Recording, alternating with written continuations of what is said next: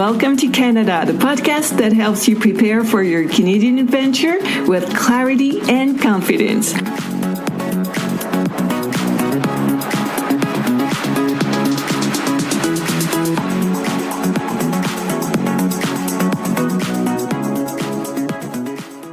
Hello, future newcomers, and welcome to your Canadian Prep Zone. You're listening to episode number 4, and it is recorded in May 2025.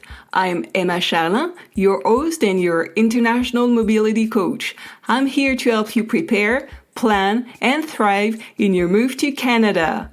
Today, I'm going to talk to you about passport, visa, and immigration programs. I will cover the following topics: when to renew your passport, what is a visa, what immigration programs does your passport give you access to, and what benefits does your passport provide you. I'm sure you already have had this experience. You get off the plane and start talking to a complete stranger. Hello, sir. Hello, miss. Passport, please. The passport. It's your getaway in any trip or move abroad. Let's dig in. Your passport is a key element of your project. Its information must be accurate. Your passport must have an expiration date far in the future so that you do not have to change it during your immigration application.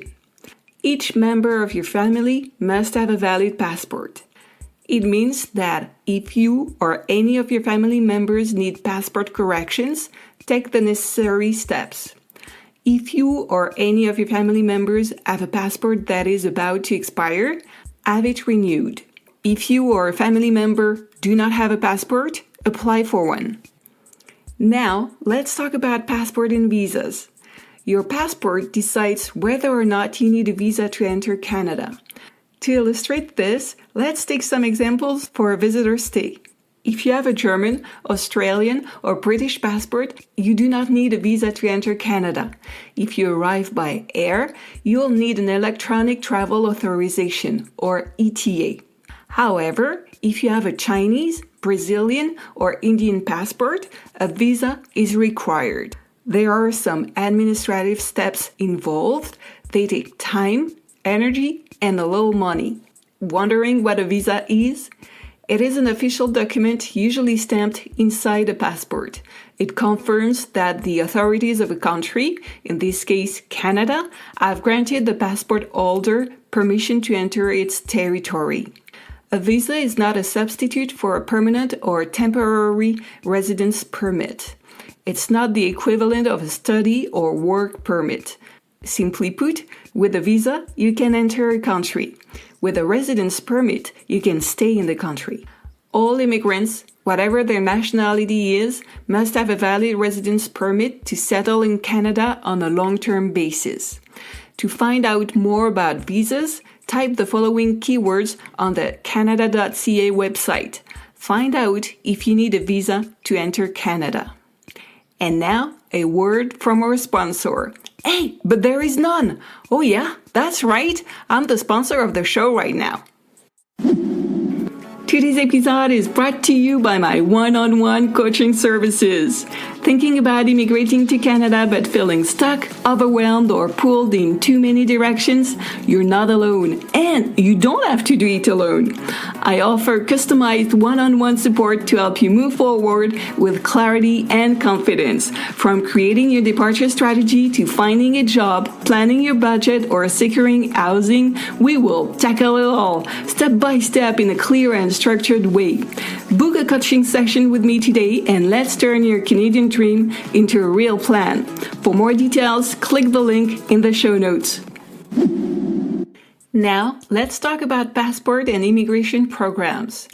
Most Canadian immigration programs are open to anyone, but for some programs, your citizenship is key. International Experience Canada, or IEC, is a program that is open to some, but not to all. For example, citizens of Denmark, Spain, Greece, Japan, and Ireland may be eligible under certain conditions. Nationals of the United States, Senegal, or South Africa are not eligible. For a complete list of countries participating, type International Experience Canada on the canada.ca website.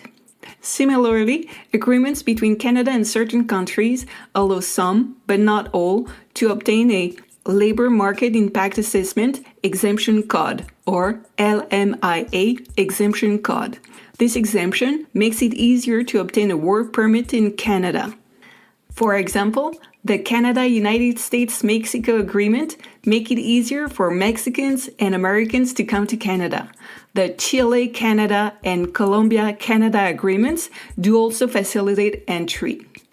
To find out more, type in the following words into the Canada.ca website: LMIA Exception Codes, International Mobility Program.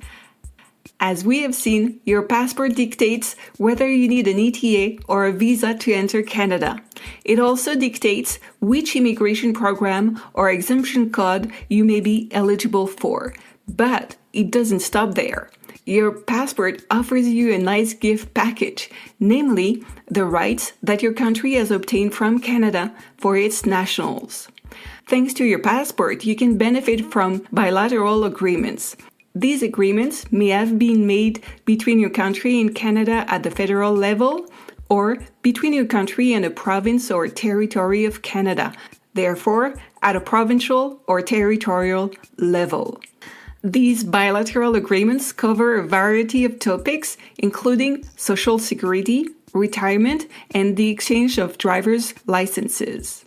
Let's take health insurance in Quebec as an example. Citizens of 11 countries are covered by the Quebec Health Plan when they reside or settle in Quebec.